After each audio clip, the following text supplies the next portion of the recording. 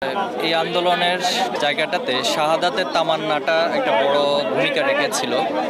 এই আন্দোলন যারাই সম্পৃক্ত ছিল, মাঠে যারা ছিল, সবার ভিতরে একটা স্পৃহা, একটা প্রেরণা, চেতনাবোধ ছিল যে আমরা শহীদ হব, কিন্তু অন্যায়ের কাছে আমরা মাথা নত করব না, আমরা আমাদের আন্দোলন থেকে পিছপা হব না। তো তারই ধারাবাহিকতা সে আবু সাইদ থেকে আজকে শহীদ আবদুল্লাহ পর্যন্ত এসে আমাদের গড়িয়েছে। এই জীবনগুলো যে চলে গেছে, তারা নিঃসন্দেহে শহীদ হয়েছেন, শাহাদাত বরণ করেছেন।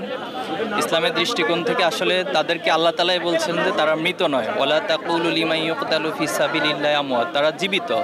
যেখানে মহান আল্লাহ তাআলা স্বীকৃতি দিচ্ছেন তারা জীবিত, সে জায়গা থেকে এই আন্দোলনের আমাদের সাথী হিসেবে শহীদ আবদুল্লাহ আমাদের প্রেরণা হিসেবে আমাদের মাঝে জীবিত থাকবেন, এবং তার এই চেতনাবোধের আলোকেই যারা আমরা জীবিত আছি, আমরা এই শহীদের প্রেরণার আলোকে বাংলাদেশকে গড়ে তুলব এবং কোনো অন্যায়ের কাছে মাথা নত করব না।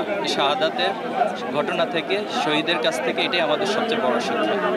দেশবাসীর জন্য আসলে শহীদ আবদুল্লাহর বার্তা কি, এবং শহীদ আবদুল্লাহ যে আকাঙ্ক্ষা নিয়ে জীবন দিয়েছে, যে বৈষম্য বিরোধী একটি দেশ গড়ার স্বপ্ন নিয়ে শহীদ আবদুল্লাহর জীবন দিয়েছে, আসলে কি সেই বৈষম্য বিরোধী দেশকে আসলে আপনার দৃষ্টিতে মনে হয়েছে কিনা সেই শহীদ আবদুল্লাহর আকাঙ্ক্ষার যেই পূরণ বা আকাঙ্ক্ষার যে প্রত্যাশা, সে প্রত্যাশা পূরণ হচ্ছে কিনা এই মুহূর্তে?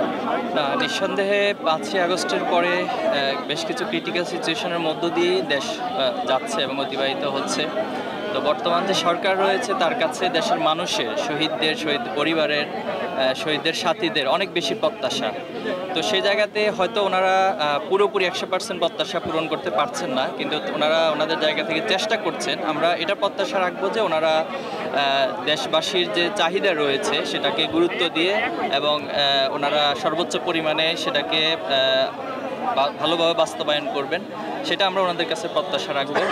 আর পাশাপাশি একটি বিষয় আপনি লক্ষ্য করেছেন যে আমাদের সমন্বয়ক, শহীদের সাথীরা, আমরা যেটা ফিল করি যে আর অলরেডি শহীদ।